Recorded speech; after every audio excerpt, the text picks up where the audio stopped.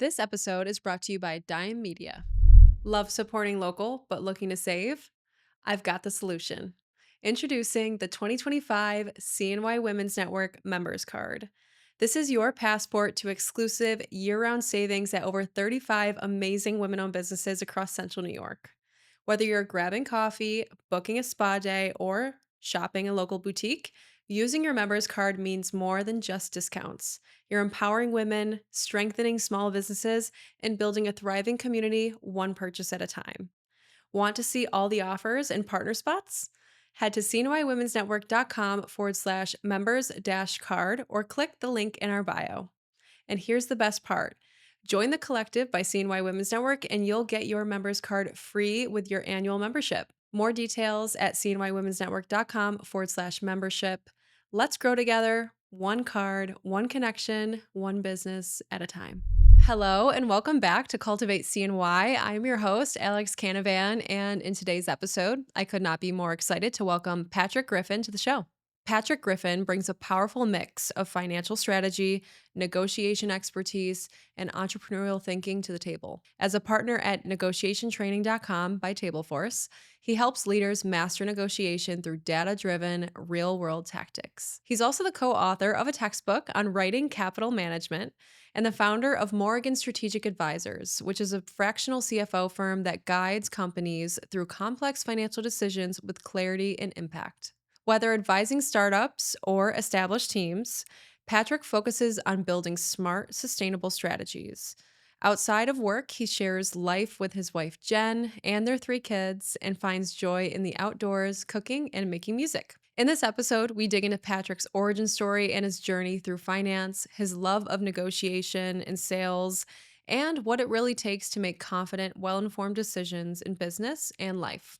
And before I forget, if you haven't already, please be sure to leave us a rating and review. I've been loving producing this podcast show, and all of your feedback matters. So please leave us a review so we can continue producing this and making this show as amazing as possible. And if you want to give us any feedback or maybe suggest a guest for the show, be sure to send us a DM on Instagram at Cultivate CNY. So without further ado, let's get into it.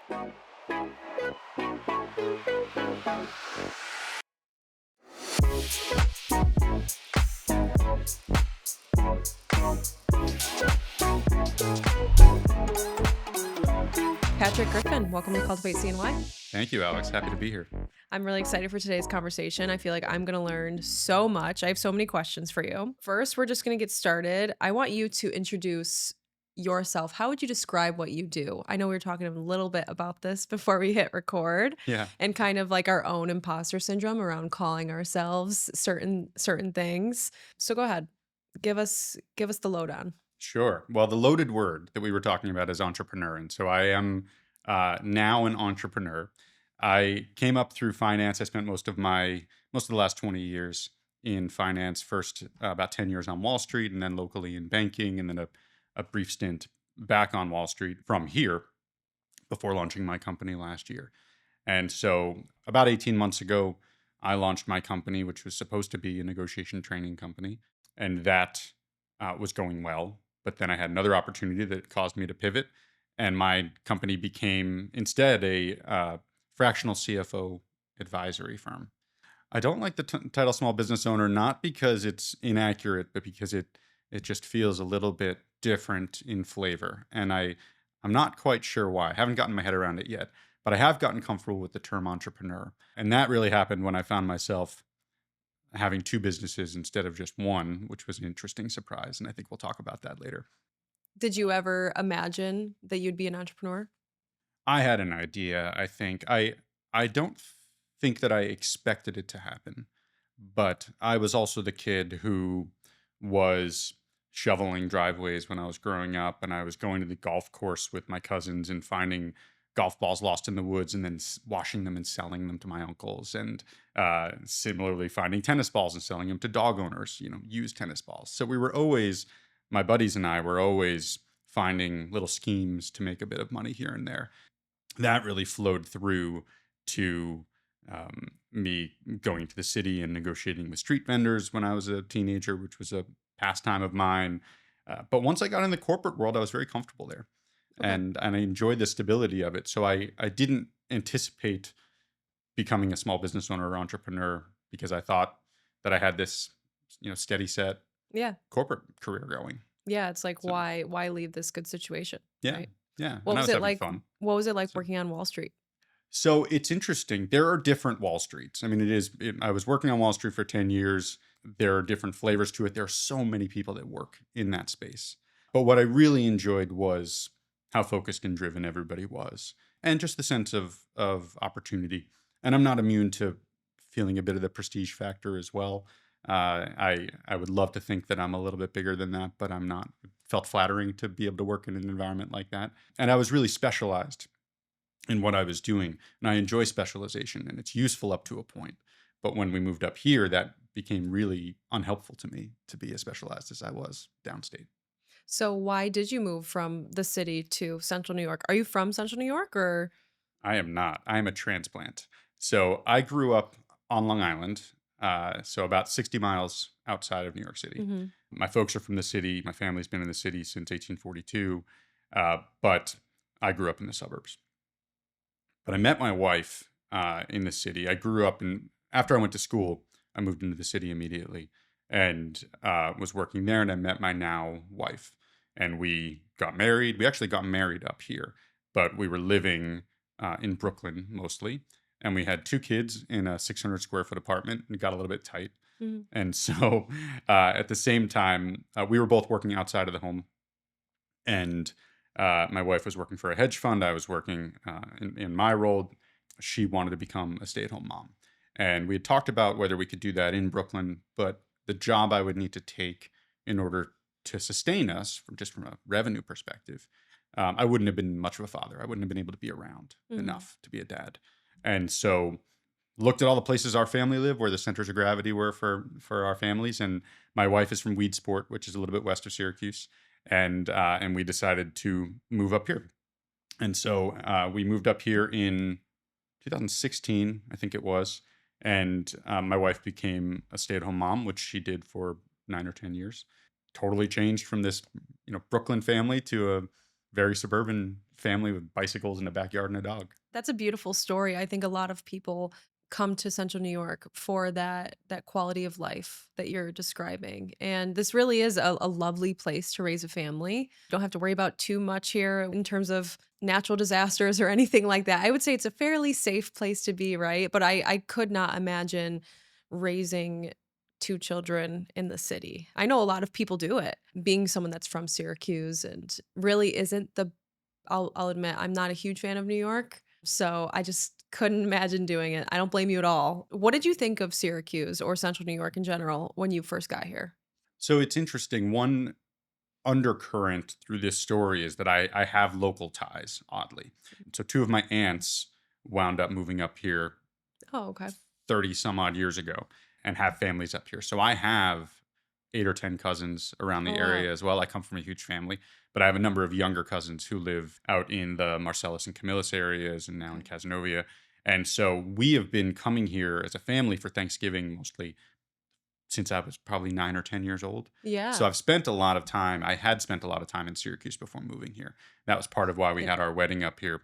yeah, and it just so happens that your wife has family here too, so it's perfect coincidence. Yeah, it was a wonderful coincidence, and it probably helped us get closer early on as well because she had made this big bold move to the city, which was a much bigger decision for her than it was for me. I mean, I moved 60 miles, and she moved hundreds of miles without a big social network in the city or anything like that. And so then me being comfortable with where she came from and having my own people up here, I think helped us get closer quickly. Did you leave this amazing job in New York? And what did you do when you got here? Did you pick up another one? Was there another opportunity waiting here for you? What did you do? I'll give you the slightly longer version of the story, the truest version of this story, which is that I had the most difficult time finding work up here because I'd been in the same role. I'd been promoted and I'd moved up through the ranks, but I'd been in the same sort of group of functions in a very specialized industry, which is the bond rating industry in New York for 10 years at that point. I didn't know how to articulate what I was doing or kind of extrapolate the core bits of value that I brought to the table for other audiences and other industries. I hadn't needed to explain that before. And so I don't think I was very good at it. And so it took me about a year to find work up here. And during that time, I had moved my family. I'd moved my wife and kids up here.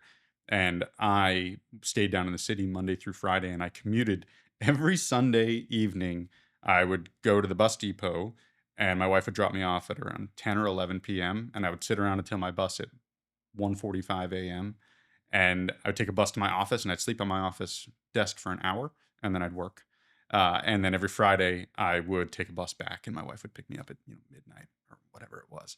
And so I had this really awful period of a year where I was trying to find work up here, and but still working and commuting every single week down to the city, and not seeing my kids and not seeing my wife. And it was just it was a very tricky period. But eventually, I found a really terrific opportunity with M&T Bank locally, where they put me through a 9-month training program that is very rare in that industry these days. But so it was 9 months of me traveling around with a handful of peers, maybe half a dozen other folks, all over the bank's footprint, learning about different aspects of the bank and how to be good at being a banker.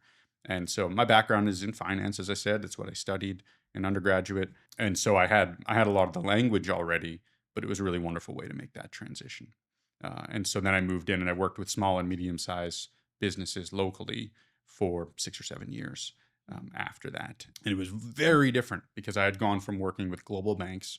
That's my specialty, really, is selling to global banks, and then working with mom and pop shops, some startups, pre-revenue businesses, up through old family businesses that have been around for 3 generations. And so it was a very, very different client profile and a very different Yeah. style of work. And I had to change the way I communicated as well, because I'm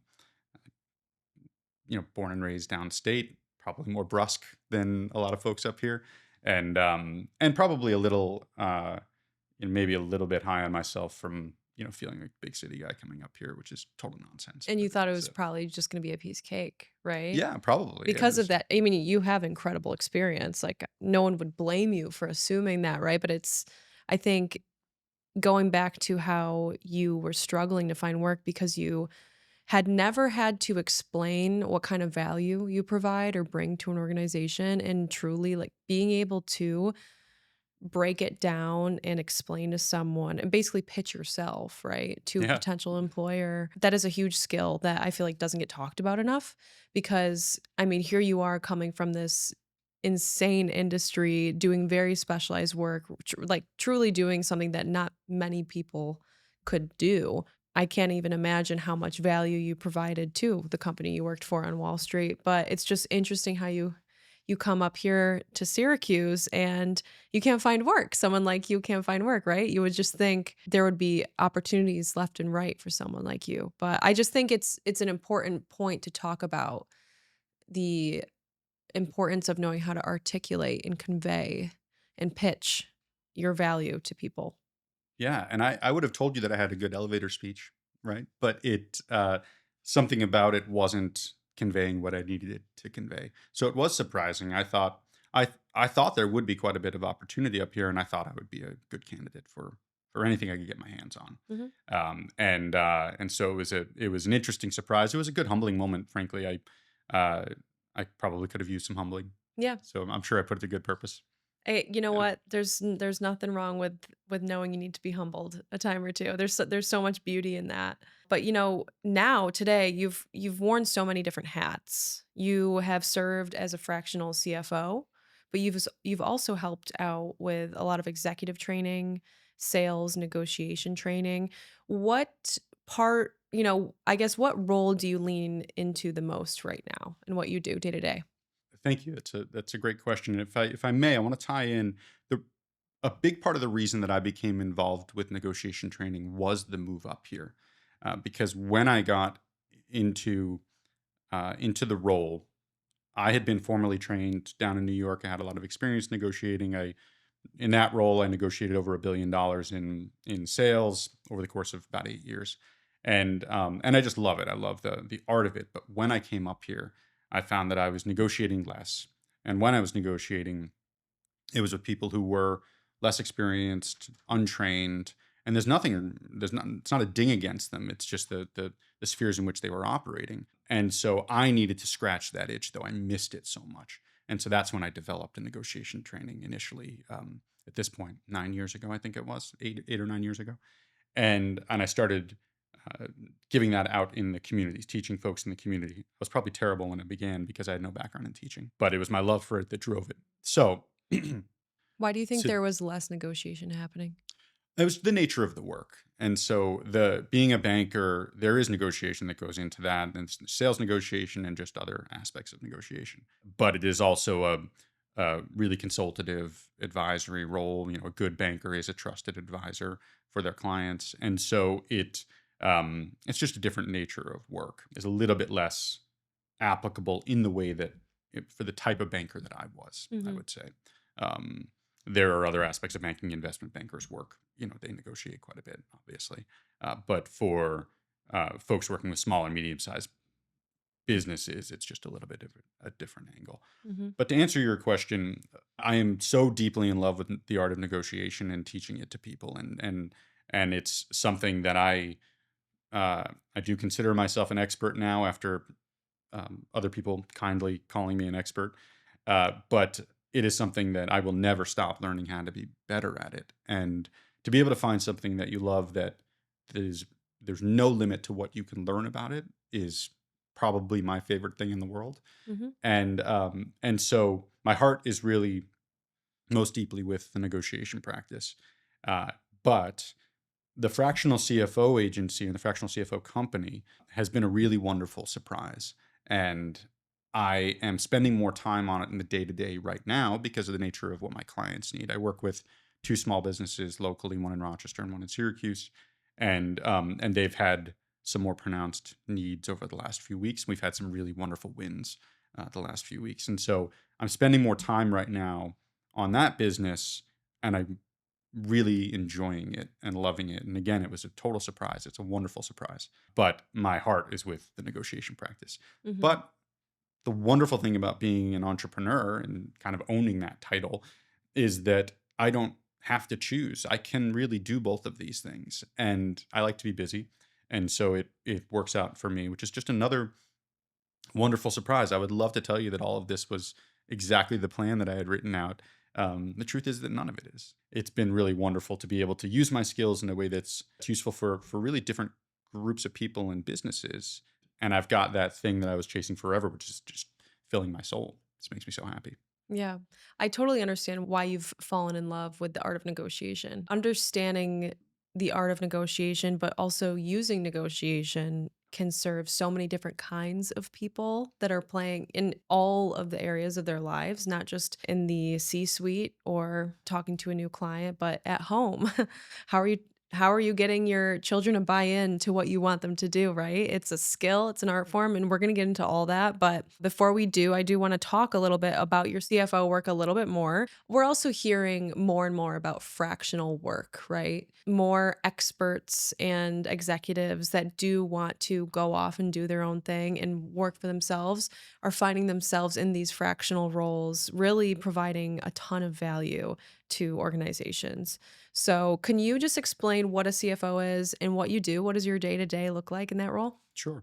So CFO stands for Chief Financial Officer. Generally speaking, at an organization large enough to have a full time CFO, this is somebody who would organize their financials, be very involved in budget, any sort of decisions around how to access capital if they need outside capital, if they are a public company.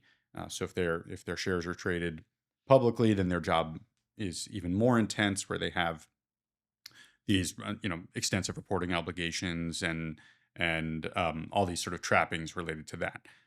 I am a fractional CFO, and I consider that. So this is a term that's kind of pre-paradigm. There's no fully agreed upon definition of what a fractional CFO is, or a fractional executive even. But the way I consider it, and that many of my peers do, is I consider fractional both in part time and part in scope. So I don't do everything that a full fledged CFO could do. I could learn any of it, but I don't do those things now, and that's not where my experience lies. But there are aspects of what a CFO can do related to strategic financial planning and accessing outside capital that really play well to my expertise. And I happened to co-write a book on working capital management a few years ago, so I have some insight in cross-industry working capital needs. And so that's sort of daily cash flow, what a company needs to operate and grow. When I work with my clients, I try to be very transparent about the ways in which I can be helpful and the ways where either I don't think I can add as much value or I'm not the right fit sometimes to be their CFO for one reason or another, or just something that I could learn but I can't do right now. So the two companies that I work with currently have needs for a little bit of outside capital, one more than the other, but also sort of figuring out how to drive strategic growth. And so it winds up even bleeding outside of the traditional CFO role a little bit, just because I'm a curious person and I try to be helpful in any way that I can. Mhm. But so for my client in Rochester, for example, it's run by this incredible woman. She has this. It's a chemical analysis lab.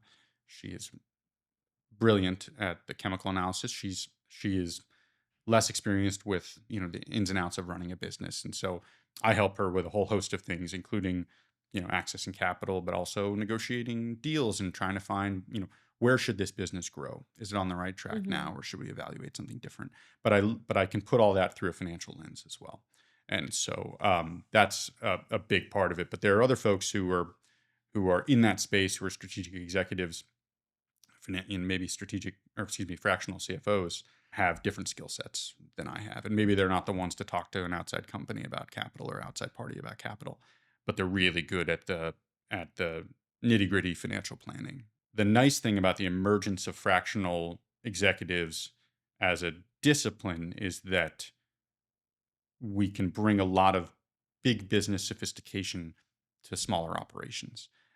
And my clients get me for 5 to 10 hours a week, generally speaking, and and I know that I bring a lot of value just in that short amount of time. And some weeks that's 2 hours, and some weeks it's 15. I like to Mhm. keep it flexible for them, but for a company that wouldn't be able to justify having a full-time CFO, fractionals are able to bring a lot of outsized value relative to the expense and the time commitment involved. Yeah, I love that you said the beauty of these fractional executives is bringing that big business skill set and experience to smaller businesses that can't take on that full time person. It's extremely important, especially in the world that I'm in. I think that the financial side of business is often the area with the most confusion and the most struggle. A lot of people start businesses because they are very good at something and they know they are, and they know that they could scale this skill or product and turn it into something. I was just talking to someone that loves to be doing the work in the business, right? She's an expert at what she does. But this is her first business, and this is the first time she's on this entrepreneurial journey, and she spent most of her career in institutional kind of environments Mm, where there was a path that you followed, right? So the things that she's struggling with now are all these kind of invisible problems that business owners face every single day, but it is truly like there's always a decision to be made, and it's just nice to have someone like you in the role that you play with your clients to be coming in from the outside and have that bird's eye view, and also knowing what to look at and make decisions from there, because when you are so in it day in day out, you're so close to the thing, it's really hard to make those high level strategic mhm, decisions that are actually going to move the needle, right? And also, I think just being a business owner, like you understand this too. I think when it's your business, there's decisions you want to make or initiatives that you want to lead or start that are much more emotional than they are analytical or practical, right? So it's nice to just have someone that doesn't have any sort of emotional attachment to the business come in and say, here's what you need to do. it's interesting that you say that way because I personally also with my businesses it really indulge in sometimes making the emotional decision relative to the financial decision, which is a little bit is not quite the point you were making, which is a really important and good point. But there are times, even just leaving the city, where I've walked away from money because of where my heart is. It was important to me to be a dad, Mhm. that, for example. I at times get an opportunity to lead with my heart with my businesses instead of the strict financial decision, and what that has led to. That's actually still wound up being accretive because I need to love what I'm doing in order to be the best I can be at it, and I can be good at many things, but to be great at anything, I have to love it.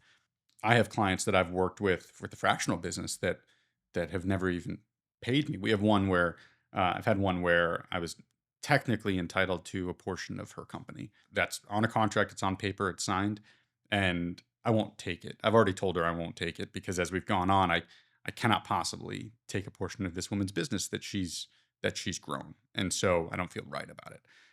But I still work with her, and we'll figure out another arrangement when we get to that point. But the strict sort of self-interest analytical financial response should be, yeah, take that value. I love that I don't have to do that, and that I can instead lead with my heart on that. To your point about working kind of in the business or on the business, this is also something I talk about quite a bit with clients and prospects and just friends. And there's a book called The E-Myth Revisited, which came out a number of years ago. It talks about this concept where an entrepreneur needs to get to a point where they're not just putting out fires and working on all the day-to-day stuff in the business.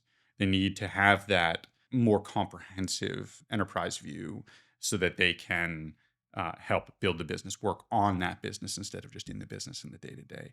And that's a distinction that's really, really challenging for all business owners. But it's a defining characteristic that can stop somebody from growing a business or really even succeeding in a business, because if you're tied up in all the day-to-day stuff and you can't have that larger view, it's a real obstacle to growth. I mean, that's how people get burnt out and give up, Yeah. because they don't see the light at the end of the tunnel. They think, I got into this thinking it would be one thing, and now here I am losing sleep, sacrificing my social life, and every time I turn around, there's a problem to be solved. I mean, that's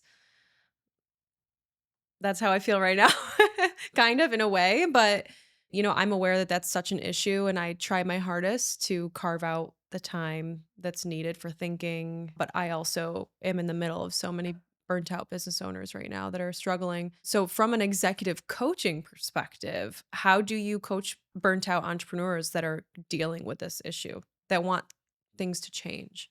That's something that isn't just frankly another surprise. So I have become an executive coach, and it was not the plan. You and I were speaking about this before. As an entrepreneur, you have to be open to being surprised by ways in which you add value, and this is a case of that.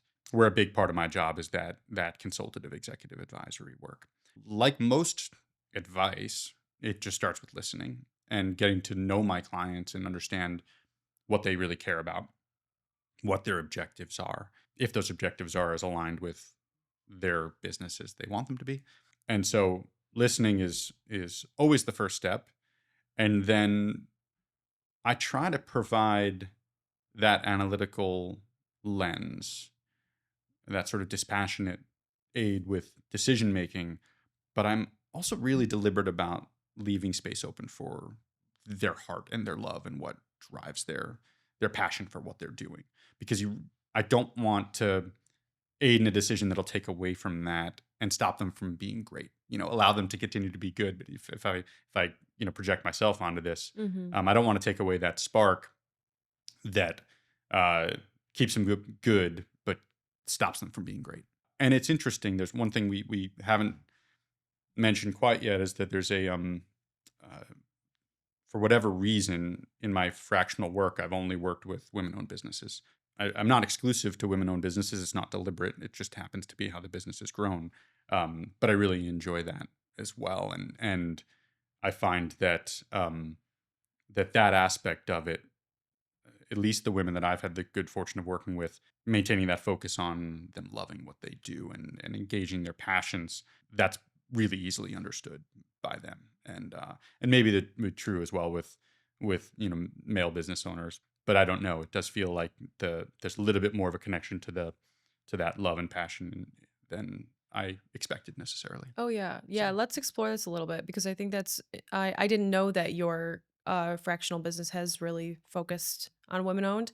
And I'm always just the kind of person that just asks why. Like why do you think that that's the case? But, I'll just give my own 2 cents in why I think that might be the case. Financial help is something that women business owners will be more inclined to outsource, especially if there's a lack of confidence or education in that realm. Me personally, I don't feel equipped to, I mean, I don't have the experience of creating profit analysis, any sort of financial projections, pricing, also even in terms of prioritization too. Looking at the business from, okay, what's making me the most money? Let's double down on that. I know that's the standard, that's a strategy that is highly recommended by most, but I think that a lot of women start businesses to make an impact and not necessarily to make a profit. That's what I've seen a lot. I think that the financial motivation behind starting a business is it's usually not priority number 1, right? It's usually who can I impact, how many people can I impact, and how can I build the life that I want.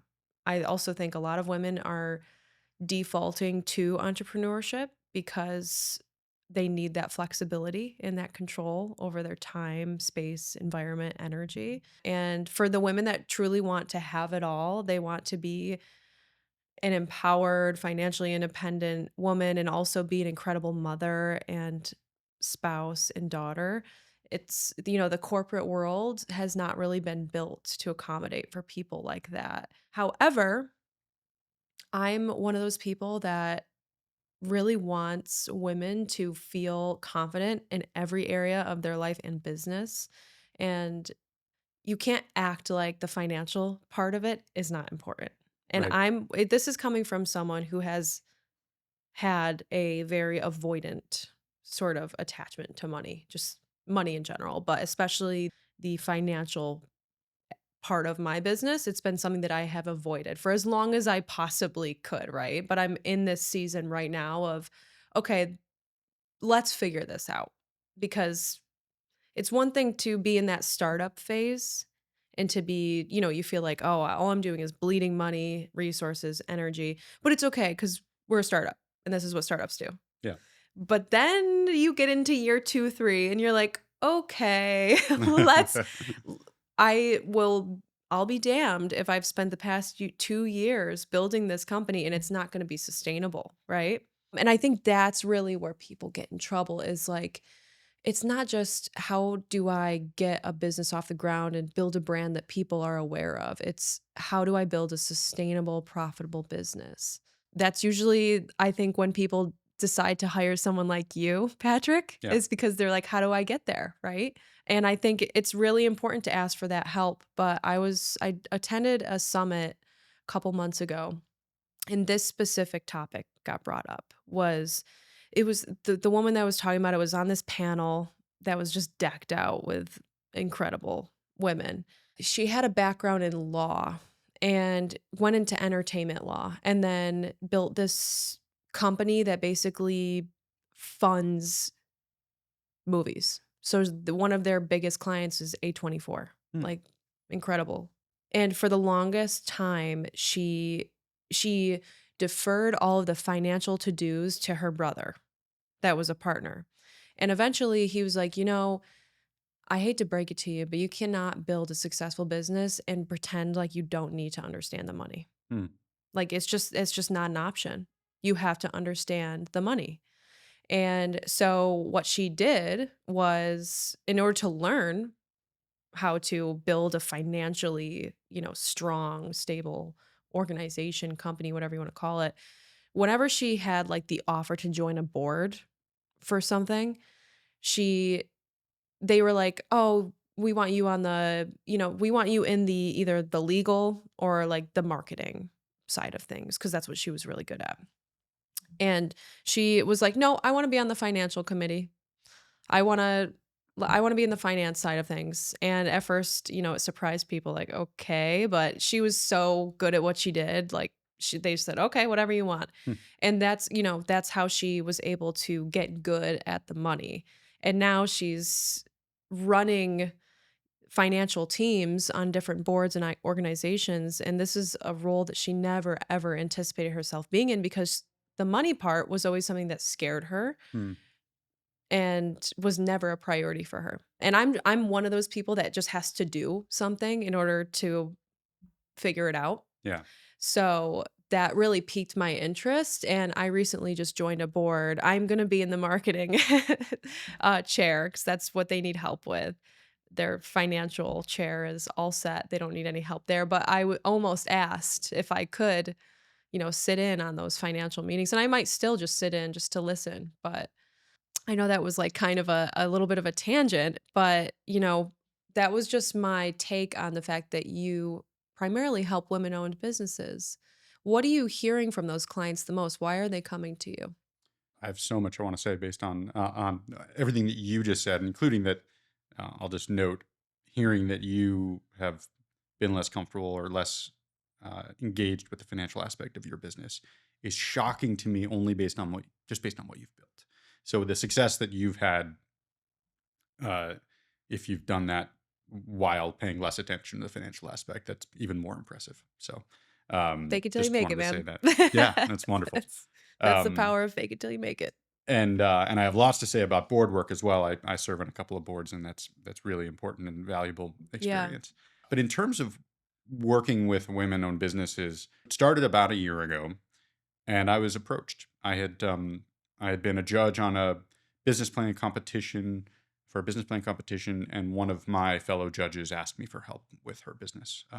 She was growing, and unfortunately, that we worked together for a few months. It wound up not working out in the long run because it's not always a fit.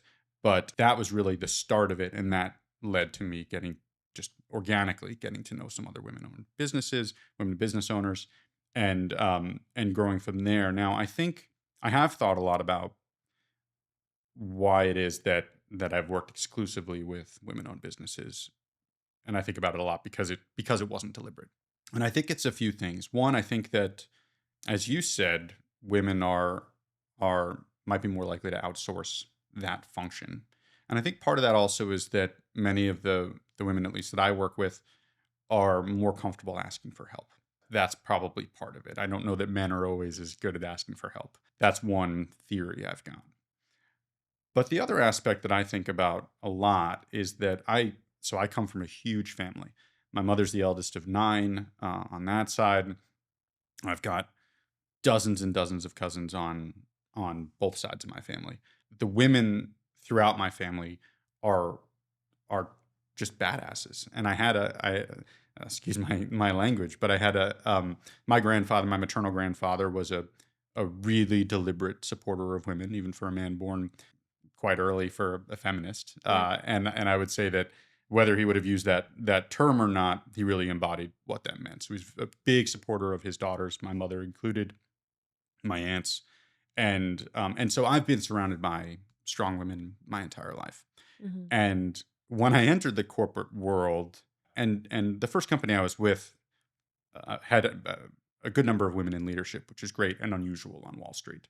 But I did find that there was a different attitude than I was used to regarding women, and it was really shocking to me because it this idea that women wouldn't be capable of whatever it is that they wanted to do was totally foreign to me. Mhm. So all that to say, it is just so easy for me if I meet any person that has a good idea and that enthusiasm and that passion, it is very easy for me to be a cheerleader for that person. And that is, continues to be true if that person's a woman or a man. But I also think that there might be something about how I communicate with women that people with my background, who look like me or act like me, might communicate with women a little bit differently, to put it kind of mildly. But it's really a function of being easy for me to root for them Mhm.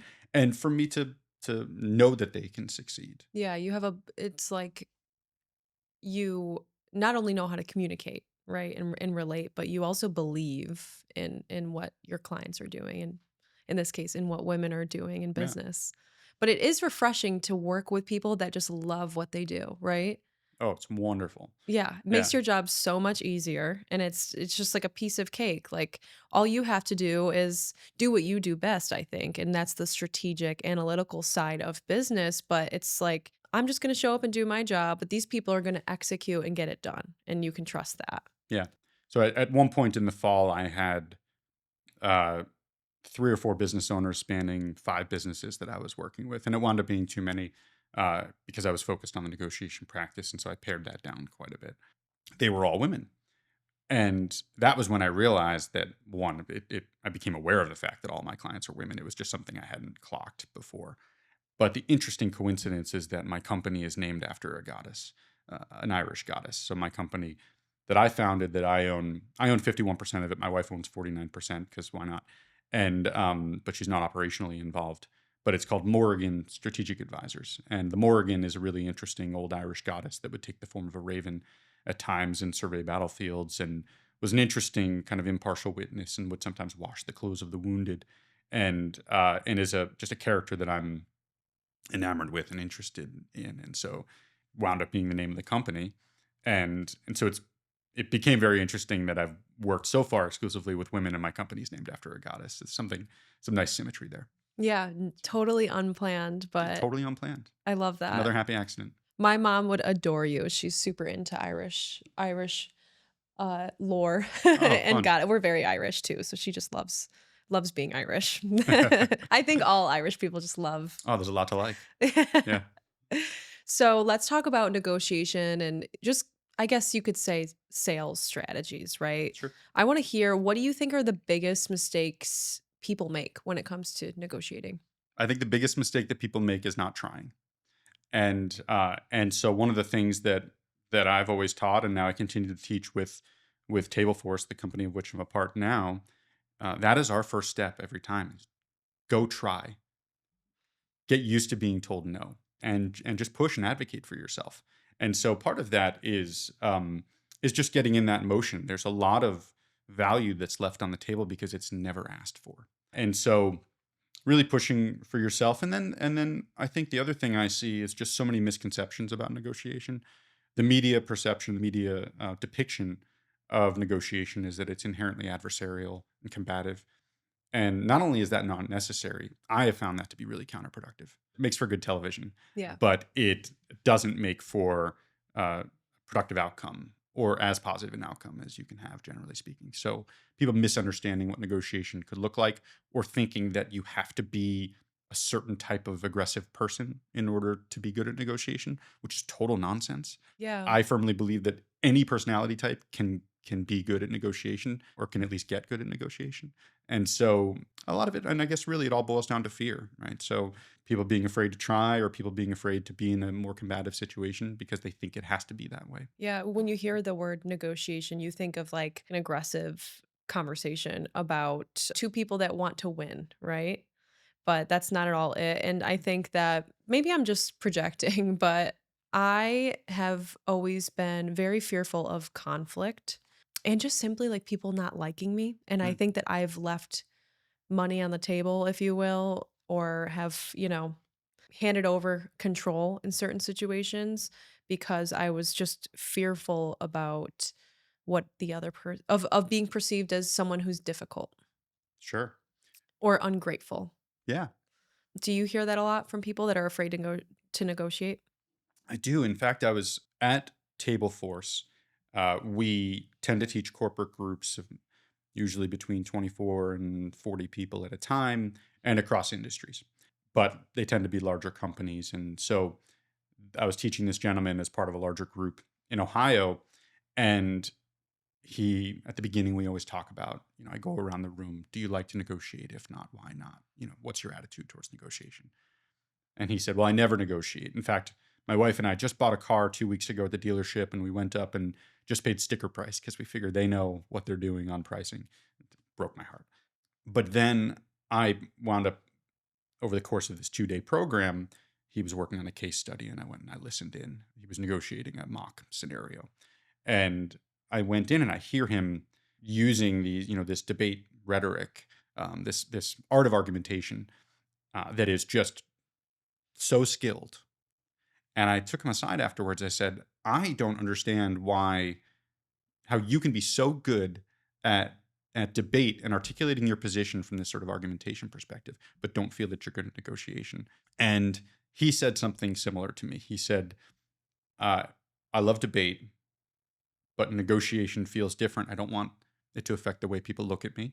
He said something similar to what you said in terms of um, he doesn't want people to think less of him because of negotiating. And I said, okay, well, when you're in a situation where somebody tries to negotiate with you, how do you view them? Does it change how you look at them? He said, no, I think they're just advocating for themselves. Mhm. I said, exactly. And so this silly little side conversation wound up unlocking this skill that this man already had. He was well primed to be good at negotiation, but he just had this little bit of a mental block.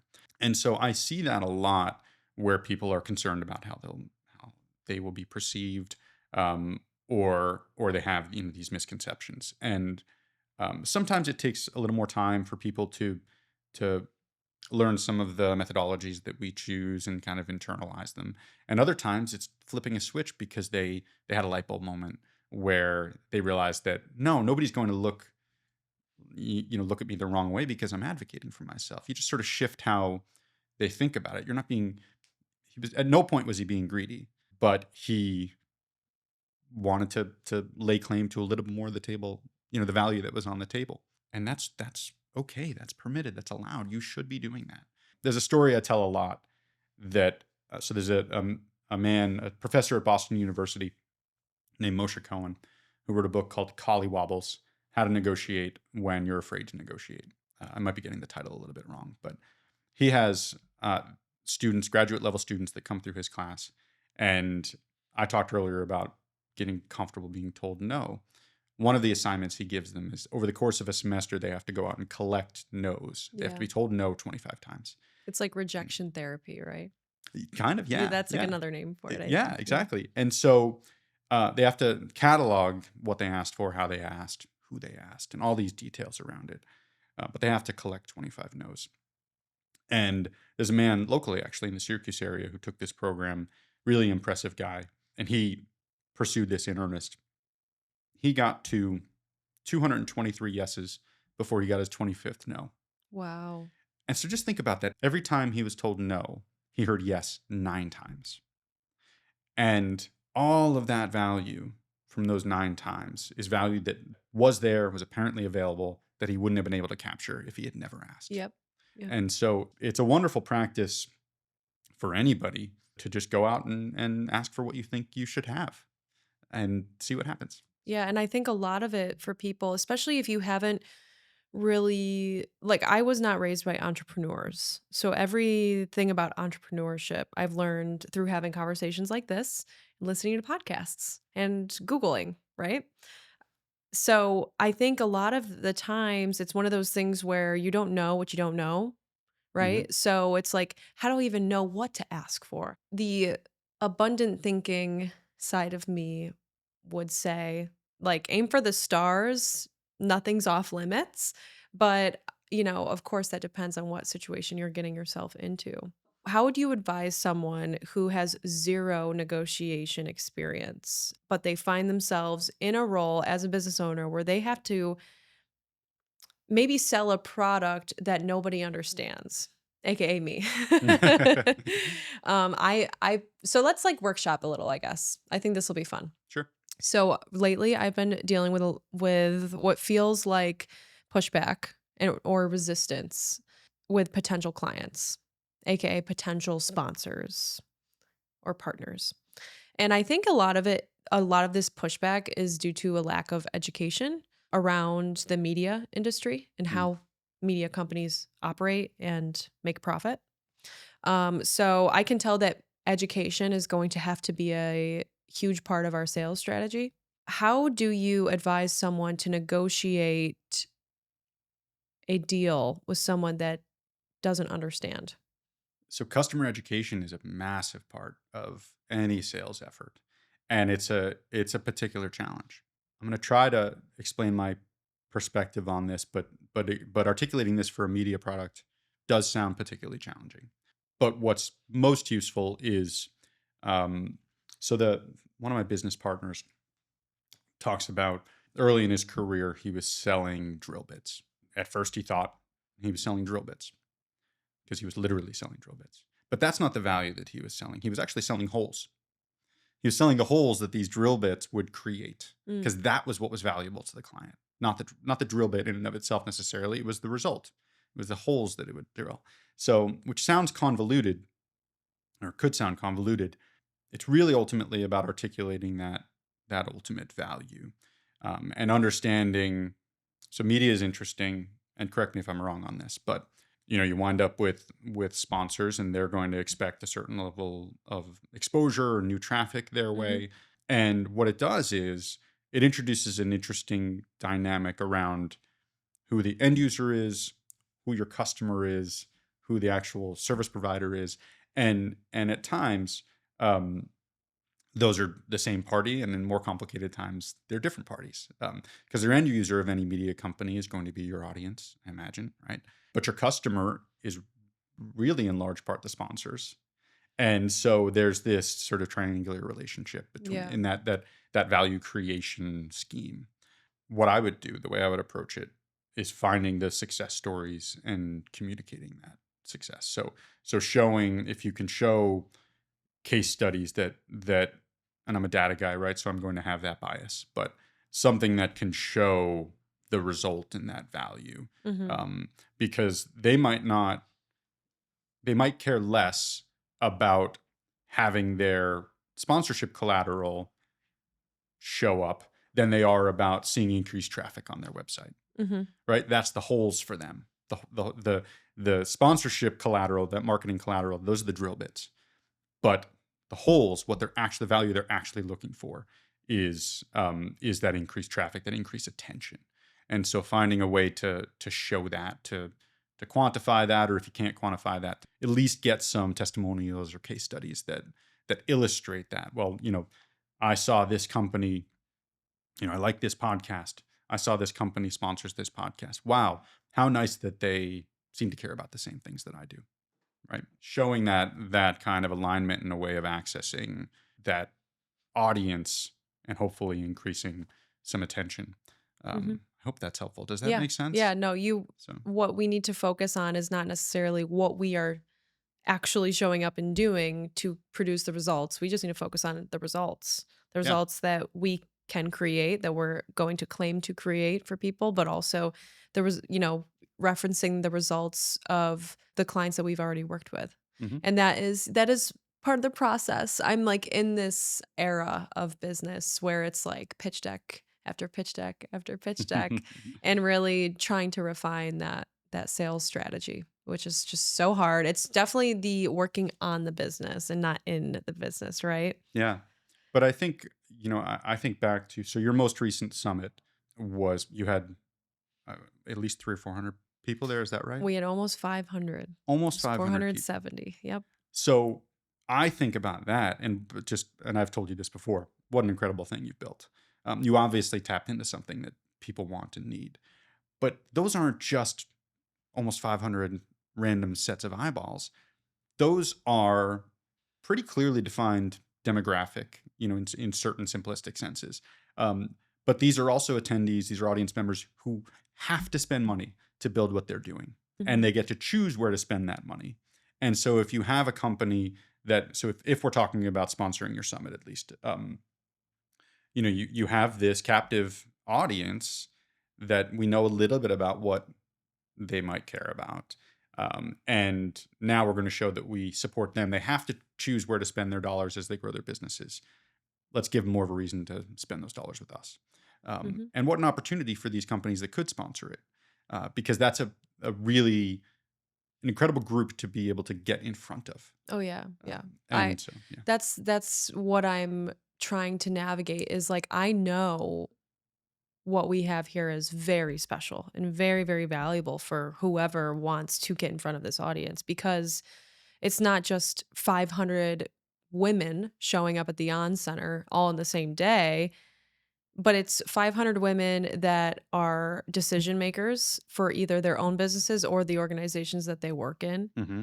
It's 500 women that are passionate about growth, therefore are much more inclined to spend money on the growth of themselves or the business. And there's so many different kinds of, I think, sponsors and just industries in general that could benefit from that, but it's really just a matter of like how do we communicate the value, right? And this almost goes back to the first thing we talked about today is you didn't know how to communicate the value of what you bring to the table, and I think I'm in that place right now of Mm. how do I articulate this? And I think it's going to be different for every person that I talk to. But that's why people talk about the art of negotiation and sales because it's an art form and it's not just a copy and paste situation. It's interesting. Some of my inability to articulate the value I bring, right? When I moved to town, some of that was inexperience, and some of that was fear, my own fear, or my own discomfort. We talked before the recording started about how I've been trying to train myself to say Wall Street more. I did work on Wall Street for 10 years. One, I don't always love the associations with Wall Street. It took me years to say that because I've always felt a bit of imposter syndrome, even in spaces in which I've worked. And so it's this weird insecurity that I need to get over, or concerned about how people are going to view me. But the fact is, having worked in that space, it's useful for me to say that out loud. And I still hate it. I still cringe every time I do. But some of that is just me internalizing that and getting comfortable with it's not bragging, Mhm. because it's really, really not bragging, I don't think. But it's certainly owning what I bring to the table in my experience and just getting internally comfortable with that. Yeah, So, that's huge. This could bring us into a whole other conversation, but I totally feel that. Being the person that is so passionate about what they do and is behind the scenes, like doing everything they can to make it happen, but having to show up as this person that they don't always feel like they truly are. The last thing I would ever want to do is come off like I just am so full of myself and this is the Alex show. The reason why I do what I do is to impact other people's lives, to make other people's lives better. Sometimes it's unfortunate, sometimes it's fun, but unfortunately, in order to get from point A to B, I have to show up and be this very public, very visible CEO, if you will. But it's like, yeah, no, when I'm scrolling on my phone and I see my face pop up, it's a jump scare and I scroll away as quick as possible yeah. because it's like to me, it's cringy still. Hmm. Like I'm cringing at myself every single day. But having that mindset shift of like, no, I have to show up and be this person so that I can impact the lives that I want to. That helps a little bit with the imposter syndrome, I guess, but definitely still there. Yeah. It's okay. Just recognize it and make it sit in the chair in the corner. That's what I try to do. So, how do you think women, especially that are in leadership positions, can strengthen their negotiation skills? The gender dynamic in negotiation is interesting, and we don't know as much about it as I'd like. And so, the way I mean that is that there aren't a lot of well done, rigorous academic studies about how gender impacts negotiation. But there are a couple things we do know that we've gleaned from the edges. One is that generally speaking, women, at least in the West, so in the U.S., for example, because culturally, it's the cultural aspect is very, very relevant to this. But at least in the West, women tend to be less likely to negotiate.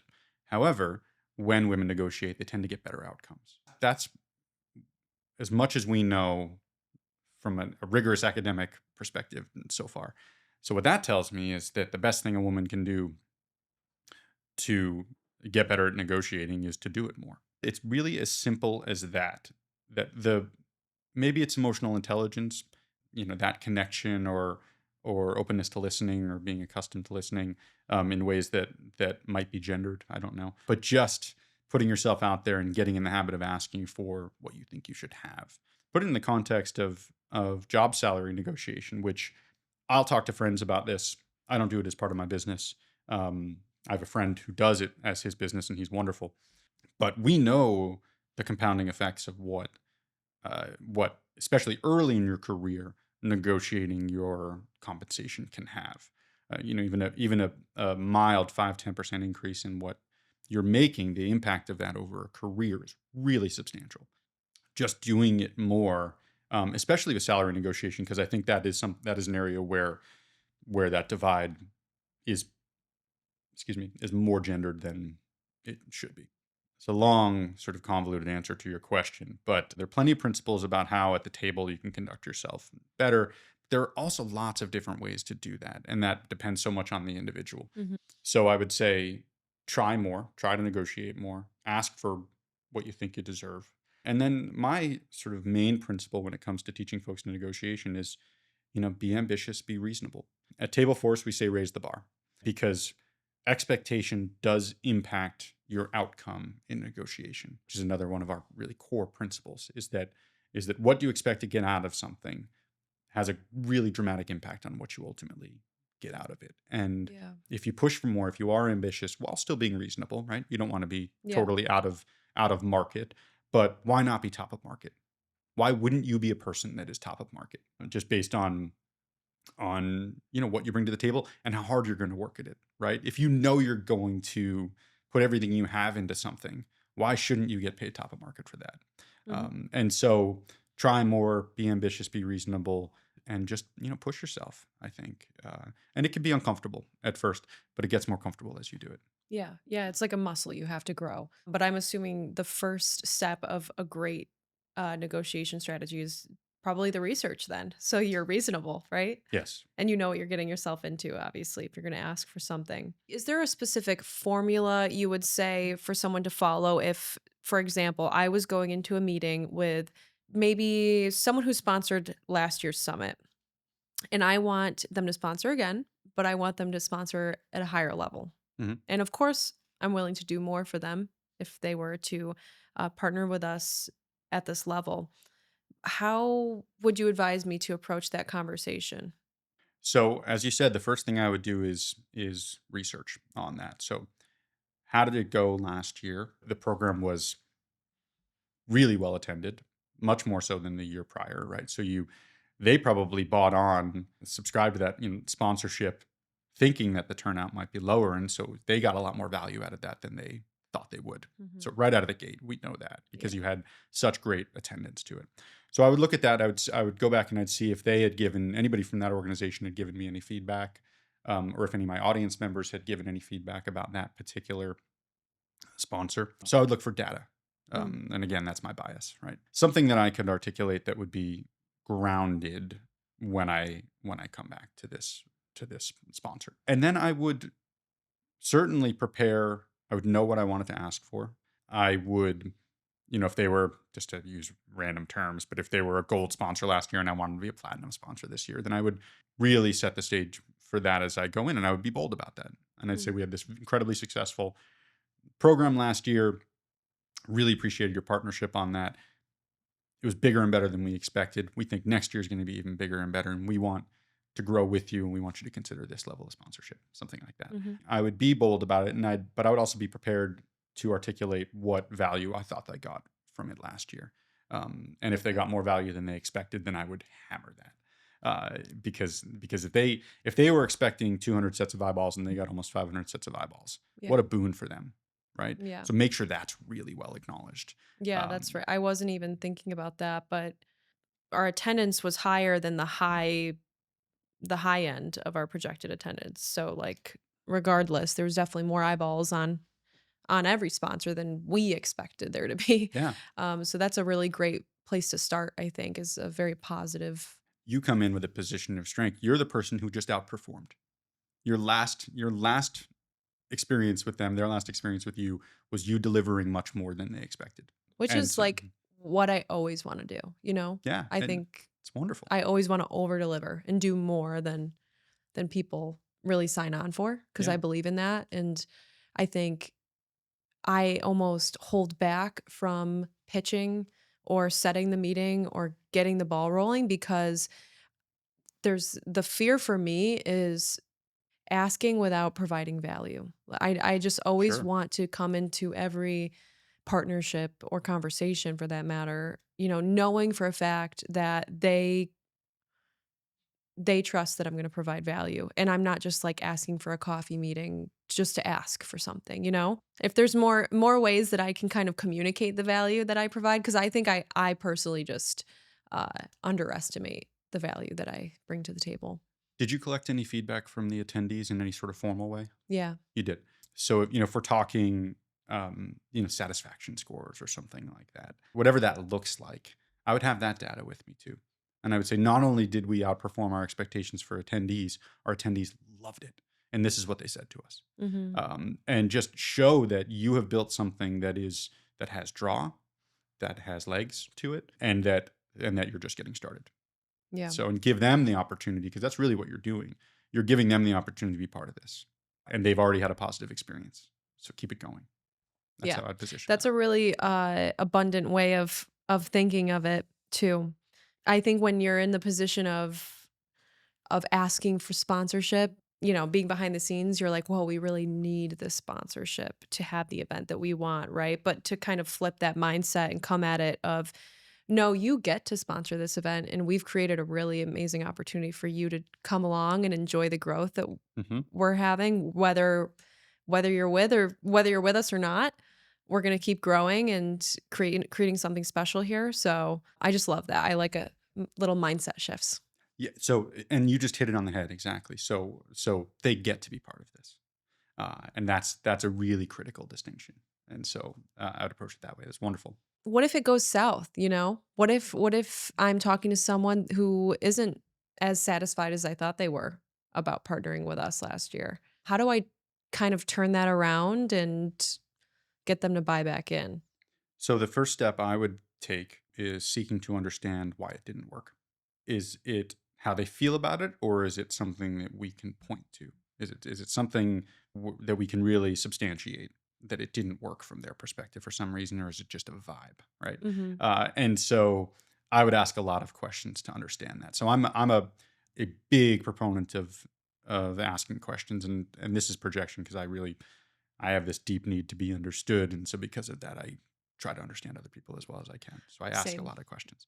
And in our parlance, in the negotiation discipline, we would say that you're trying to get on their sheet of paper. So when you come in, right here, you've got a sheet of paper, you're prepared, you've done your homework. You want to know what they care about, how have they prepared, what are they thinking about in advance of this meeting. So you get on their sheet of paper. You try to make some informed guesses about that beforehand, but then when you're at the table, you ask questions.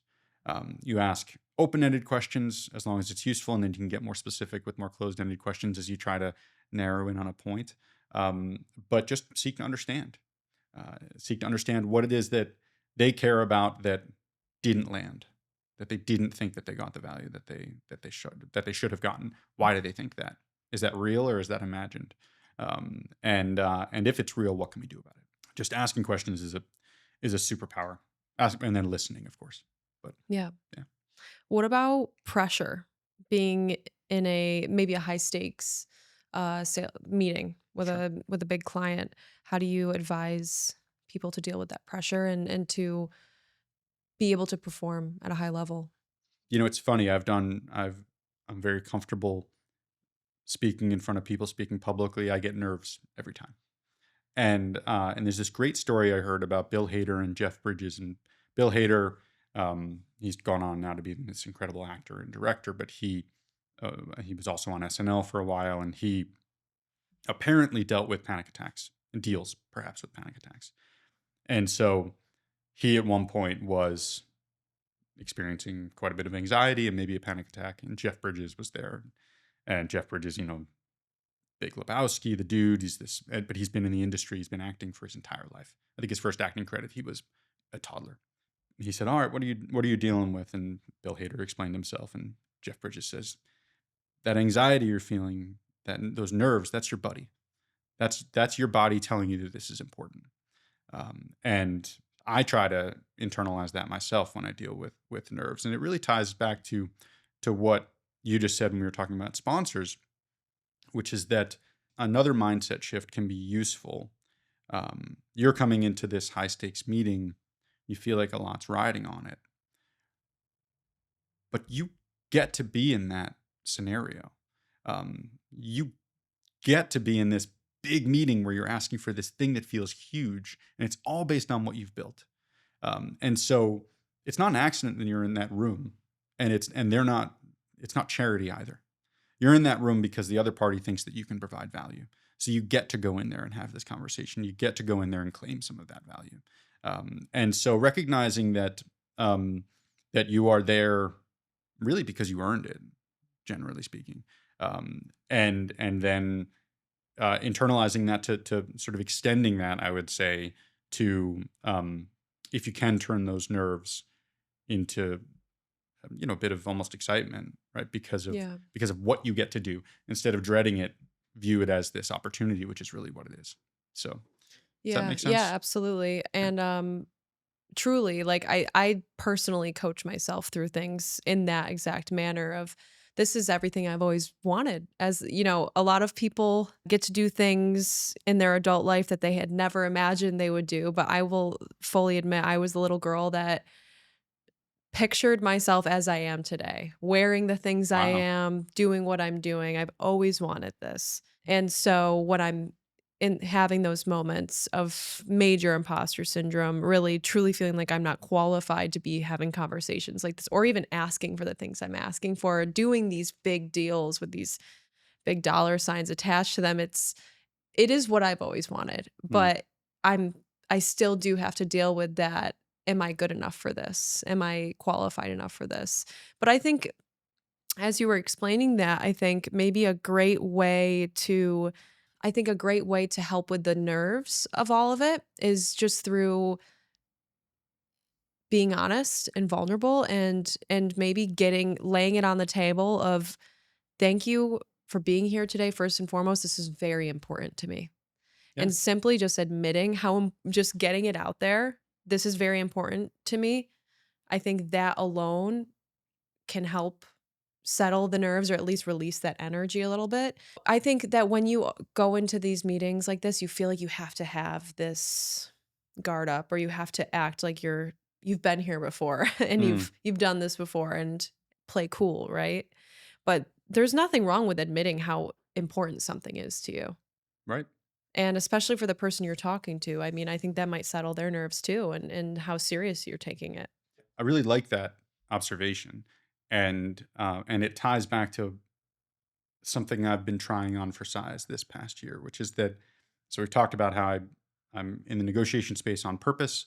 I've got my fractional CFO practice through a happy accident, and I talk very openly with people about that every day. Like I didn't plan this thing; it found me. It's turned out to be this wonderful surprise, and I can tell based on how it's received when I say um, that people like it. That honesty, that candor, and is something that I would love to be able to say everything I've got I built on purpose. It's just not true.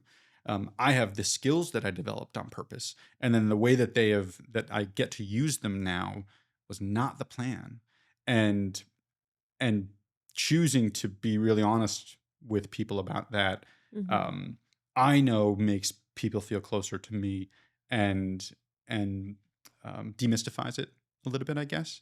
And and one thing that I get excited about, somebody asked me, I should say, I got feedback after a training I gave a few months ago. I was in Dallas, and one of the folks in the room said, "I've been part of a lot of corporate training, and when you speak, I can tell that you really believe that we can get better at this, and you want us to get better at this." And I was shocked because, of course, I feel that way. And I really believe that anybody can be good, and certainly anybody can be better than they are currently in negotiation. But it's that kind of unlocking of it that we've talked about, and so that aspect of just being able to bring your whole self to what you do, especially as a small business owner, and be vulnerable at times or just be transparent. Yeah. Uh, that resonates with people. You're not the only person who wants to be able to work that way. And when another person sees that in you, then it can make them open up and you know develop that relationship further. Yeah, and I think it just takes the defensiveness out Yeah. of the negotiation or the high stakes meeting Hmm. there. Like someone like me who's still, I'm 27 and I'm going to people who are holding all the money at some of the biggest institutions in Syracuse and they have been in their executive position for 30 years. It's like there's so much imposter syndrome that I Mm. have to deal with.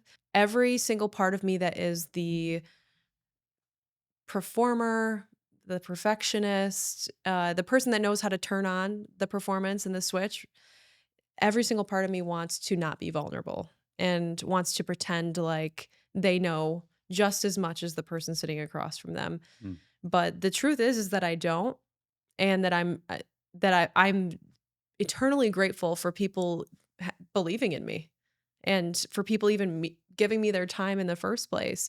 But I think what I'm learning more now is that there is so much strength in being able to admit that and be honest about that, but also to stand true in and own that I do provide value. I'm not a phony mm, like I sometimes think I am just because I don't have the years of experience as the people that I'm surrounded by. Like you've said, it's no accident that I'm here, right. and I've sought this out. I've always sought out wisdom and conversations with people that know more than I.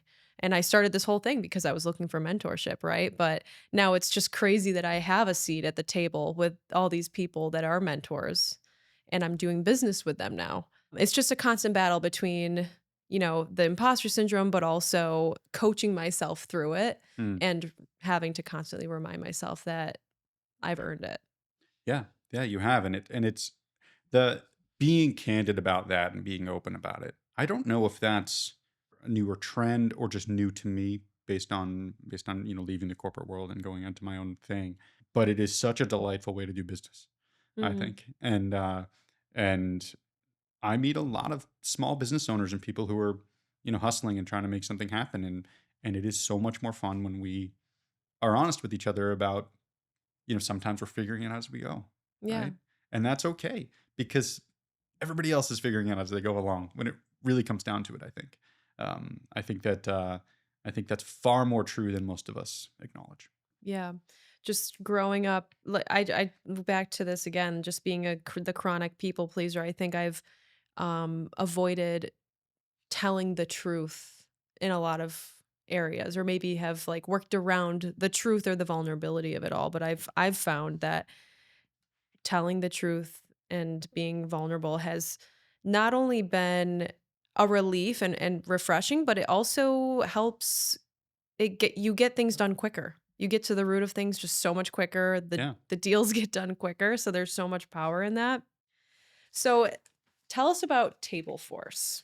sure. You are a new partner. Congratulations on that. Thank you. It's a dream come true. So the way this happened was I started my company about 18 months ago, and I have been teaching negotiation for 8 or 9 years, and but I wasn't allowed to make a business out of it at the time because of my employer. My corporate employer didn't allow outside businesses. Fine, I Okay. said, I love it so much. I'm going to keep doing it anyway for the love of the art. And so I had been teaching folks locally. I taught some folks in Nashville and in New York City, and I just did this thing for my own passion and to feed myself emotionally, I guess. So then I decided I'm going to try to make a go of this. So Morrigan initially was intended to be a negotiation training company, and pretty soon after I hung out my shingle, so to speak, I was brought into the fold of global negotiation experts in a way that was a wonderful surprise. Another wonderful surprise is that these people saw me, saw my background, heard me speak, and they saw credibility in that. And that actually helped me internalize it even further, frankly, because these Mm, people who I really yeah. respect and revere. But one of the folks I met is his name is Mike Inman, wonderful guy. We met and became fast friends, and he was really supportive of me. He was really candid with me about how TableForce operates, and TableForce is this incredible global negotiation training company that's been around since 1997. They've trained in something like 50 countries on 6 continents, and is just this beautiful, very, very lean, but impactful company. And Mike is one of the owners of it, one of the partners there. Mike didn't found the company though. And so I got to know Mike over the period of a few months. We were speaking a lot, and he was, just as I said, really candid, really supportive of me as I'm trying to build my own practice. And so finally I said, Mike, this is wonderful. I appreciate all of this. I would like to speak with Bill, the founder, co-founder. He had a partner who unfortunately passed away. I want to speak with Bill because I want to know how this business was built and understand that. And so Mike introduced me to Bill, and I had one call with Bill that went really well. We hit it off immediately, had this lovely conversation for about 45 minutes. And then Bill went off on vacation for a lot of the summer. And I had this little bug in my ear that there might be opportunity for us to work together instead of me building my own thing. And I just really admired what TableForce was and how it operated and their space in the market. I mean, it's impressive stuff. And so when Bill came back, I just told him, I said, look, I want in. And he said, okay, well, we can bring you on as I think we can bring you as a subcontractor. And I don't know where I got the boldness for this, mind you. I tapped into some part of me that I'm still trying to tap into more, because it was I was happy to have this moment of clarity. I had just started my business, and I said, Bill, I'm really interested in owning things right now. It's a crazy thing to say. I could have come in just as a subcontractor, but I wanted a piece of this. I wanted to help grow this thing. And I was kind of done being an employee. And so we then talked about it with Mike, and long story short is now I gleefully work with TableForce. I travel around to different corporate teams and train them in negotiation. But I'm also able to, as the newest partner, I have a seat at the table, and it's me, Mike, and Bill, and I can inform the curriculum. I am trying to build up more of a marketing engine, because they've had this incredible business, but they haven't marketed in 15 something years. They don't have outbound sales because it's such a strong product that it's this referral Mm-hmm. cycle, Yeah. and the work comes in. But so now I get to be part of that. And when I started teaching negotiation, I thought it might be something that, maybe eventually it would throw off a little bit of cash, but really it's just something that's fun to do, and that I get to do what I love. And now I'm making a living doing what I love. And I honestly, after almost a decade of teaching negotiation, up until a year or two ago, I don't think I ever would have told you that I could make a living doing it. And so to be able to do that and be part of TableForce is a dream come true. It's a real treat. Yeah. So And I love the bold ask. I mean, we need more of that. I love we that. do need more of I that. feel like a lot of But people don't know that that's a route that they could take. Is, you don't have to build something from the ground up. You could just identify a company that you really admire and pitch yourself as a potential partner or owner. yeah, I cannot say that it's something I uh, thought was part of my character. Mm. I'm a bold person in many respects, but that was for me even a step beyond Yeah, you surprised what I've done yourself. before. I surprised myself in a really wonderful way, and it is true that not only is that available to more people, I really believe that more people should do it. And this funny little bit of that is that in doing so, I also showed my skill as a negotiator, because that is our first principle. Our first foundational principle is trying. Mhm.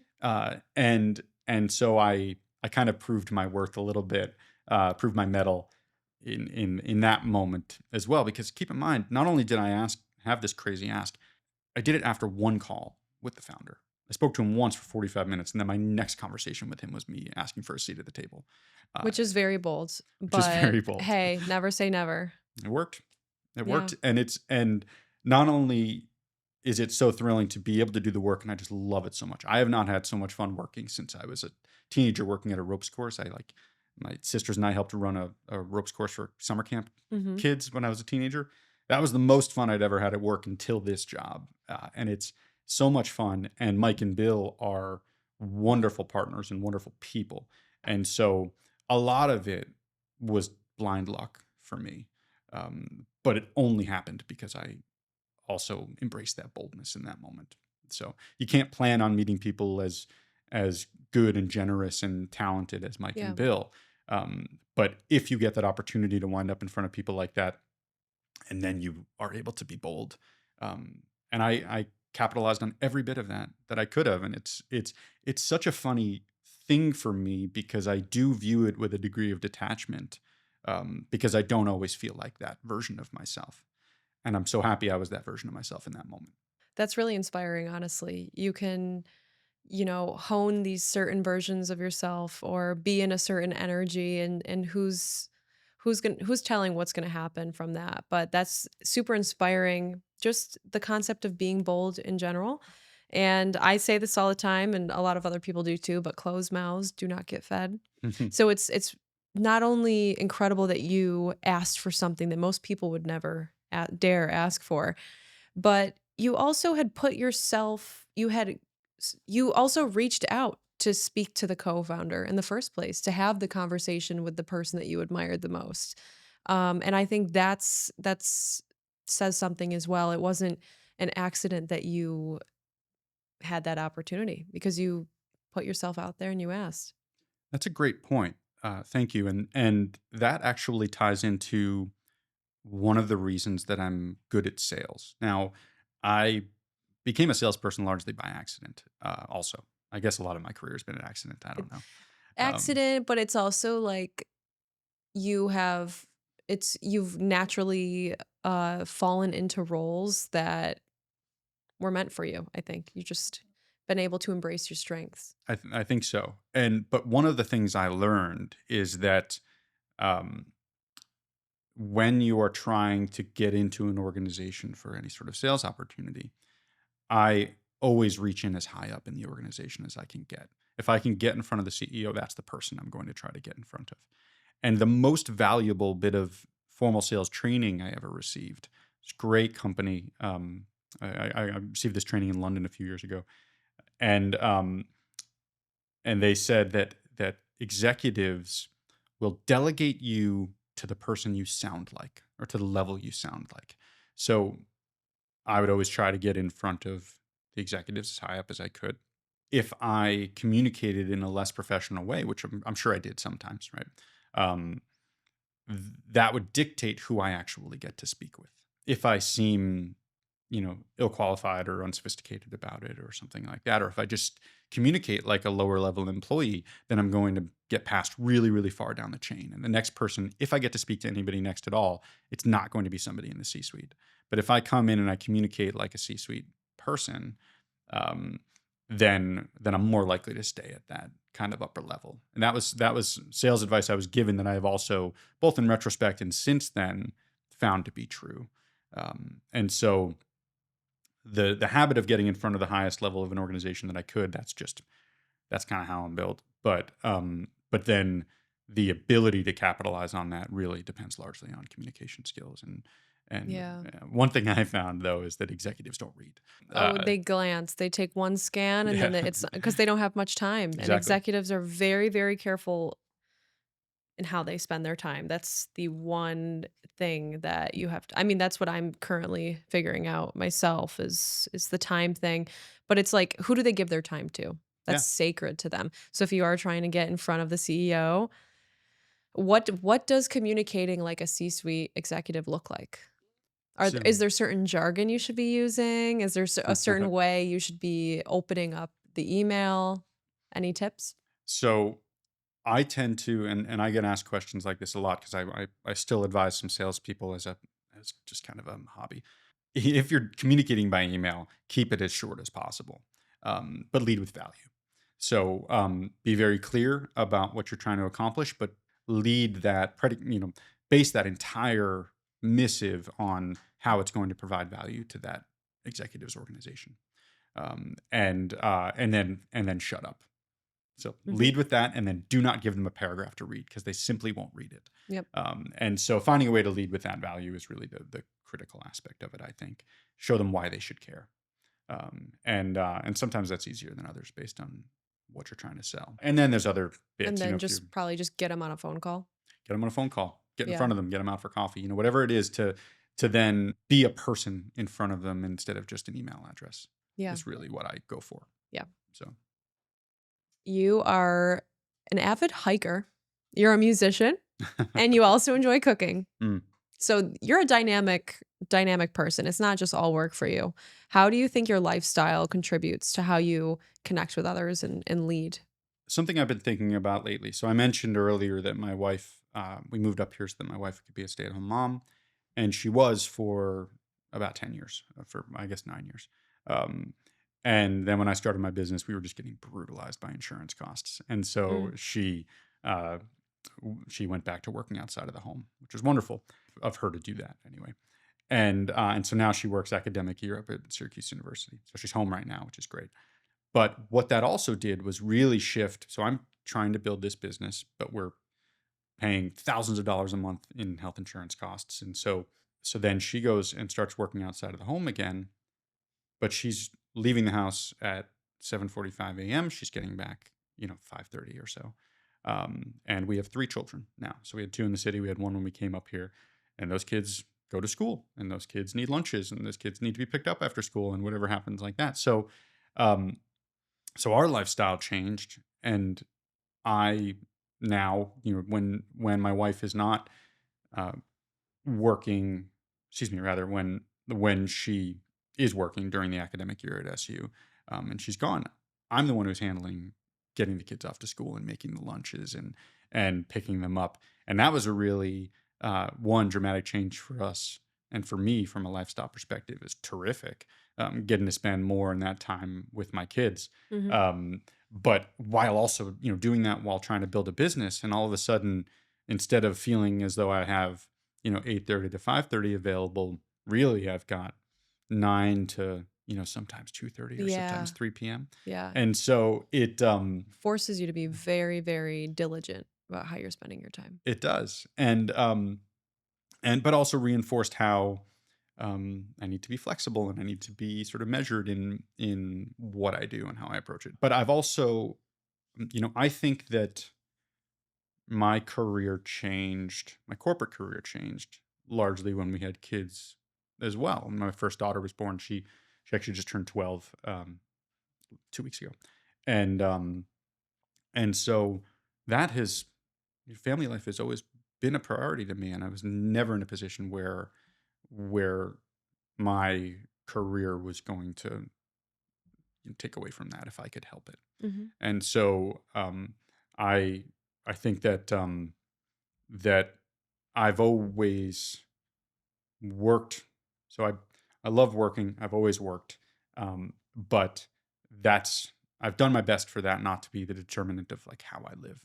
Yeah. So I try to work so I can make money so that I can live the life that I want, as opposed to letting my work or career govern every aspect of my life. And so I do have a few hobbies. I love to cook.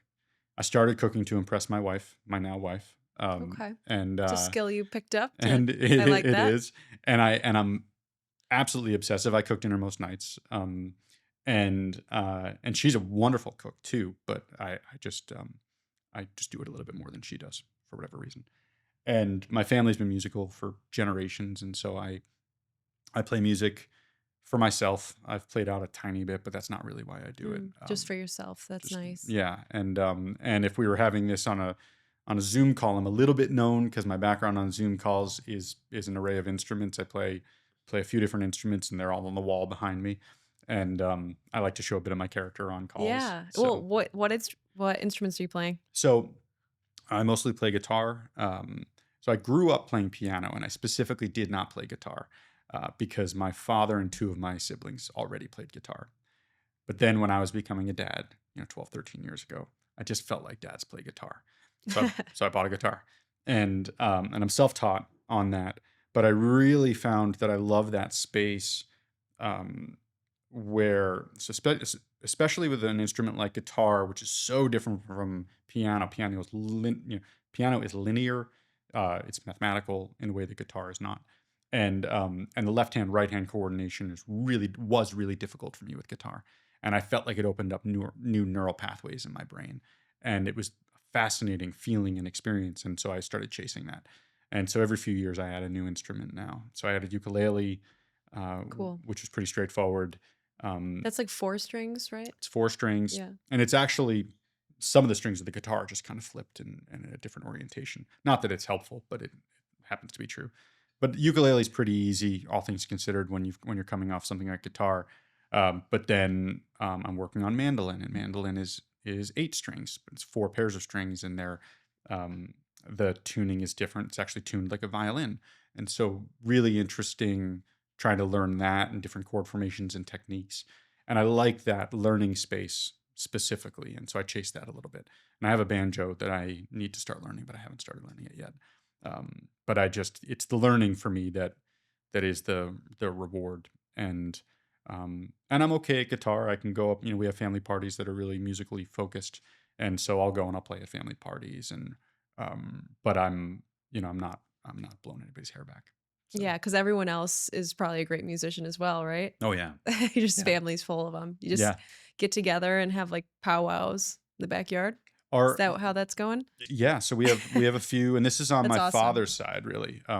We have a few parties that we have every year, and they start with an hour or two of socializing, and then it's just music for the rest of the time. And That's fun. Is and anyone dancing or is everyone playing music? uh, it that's a good question. We have had dancers over the years, but it's mostly playing Yeah. music and singing. Yeah. So yeah, Yeah. That's so cool. I love that. I feel so lucky. Yeah, that's really special. It gives you something else to do at family parties than just eating and drinking, 'cause that's Yeah, usually the main event, right? yeah, it is. Where do you see yourself, Morrigan, TableForce, all the things that you're doing? Where are you gonna be? Anything good coming up in 2025 or So I've had this another happy surprise. So with Morrigan, which is the fractional CFO company, um, as I've said, that largely happened by accident. But I have interest from folks. There seems to be a bit more demand for the service than I have capacity to offer it. And I work with 2 clients right now, and I think that's the right size for me based on me giving it everything I can. Mhm. Um, but I'm also meeting other fractional CFOs who are very talented, and from a technical perspective might be more qualified, more skilled than I am, but they can't land engagements for one reason or another. Maybe it's a sales thing or Okay. whatever. Um, but so it seems to me like there's opportunity to turn Morgan, instead of just a solo operation, into an agency model where I have uh, experienced financial experts, professionals, CFOs that work with me, and I help place them in roles with companies for specific engagements. Yeah. And that's something that I first realized could be an opportunity back in December, and I decided to let it sit while I was getting up to speed with TableForce. But then there just keeps being more interest, and I keep meeting more people who want to do this, and so it's something that's come to the fore a little bit. So I'm working on that quite a bit now, and I'm likely going to launch that as a formal agency this summer. So I have half a dozen financial professionals who are wonderful and have varied skill sets, who I can easily see how each of them would provide a lot of value to small and medium sized companies. And we are figuring out how to launch this thing so that I can help um, get that expertise into the hands of smaller organizations, but with a really aligned culture. And the people, because I've had so much interest from these financial professionals, I've been able to be selective with who I want to work with, and having the right kind of person with the right kind of orientation and values is really critical to me. I feel like I have the luxury of crafting a culture along with it, and that's what I'm working on right now. What a great problem to have. I know There's too much business for you. it's so silly. It's I find it It's so exciting though. it's wonderful. It's Yeah. absolutely wonderful, and it's just funny to have something be so successful without doing it on purpose. Yeah, So no, it's a natural way to progress and grow and something that just it's not forced whatsoever, which is the best. yeah, But it's also like you're in this business to help people and this way you'll be able to help so many more people. So, yeah. I'm excited for you. That's awesome. Thank you. Yeah, Congratulations. this is the big announcement for it. The first Oh person I've talked yeah. about it with. So Well, coming very at exciting. you, coming hot off the press, guys. Yeah. Yeah. So we will be sure to leave all of the links and all the ways that people can reach you in the show notes. If people want to follow you or connect with you, how can they do that? So the best way is to probably find me on LinkedIn. and because I'm not a big social media person, so LinkedIn is my only social media. But I also provided a Calendly link, which is actually a direct link to my calendar. And I'm really open to speaking with anybody. And frankly, despite building quite a bit right now, I do have time on my hands, and I just love talking to people. So That's anybody's so welcome to generous. contact me on LinkedIn, or they're welcome to put some time on my calendar through Calendly, and I'll give a half an hour to anybody just to talk about how I can help. Oh my gosh, that's So very generous. A whole half hour. Good. Thank you. You're the best, Patrick. Thank you so much for your time today. And it's a treat. I look forward to sharing this with our audience. Thank you. I appreciate being here. All right, guys, that's it for this week's episode. Thank you so much for tuning in to Cultivate CNY. If you enjoyed this episode, I'd love it if you left us a review and make sure you're subscribed to the show. Speaking of the show, if you or someone you know wants to be our next guest on Cultivate CNY, you can submit an application. Just click the link in the show notes and we'll be in touch soon. If you're a business owner that's interested in getting in front of our audience and would like to find out more about sponsorship or advertising opportunities, shoot us an email at podcast@cnywomensnetwork.com. We'd love to work with you. All right, that's it for now. We will catch you next Monday.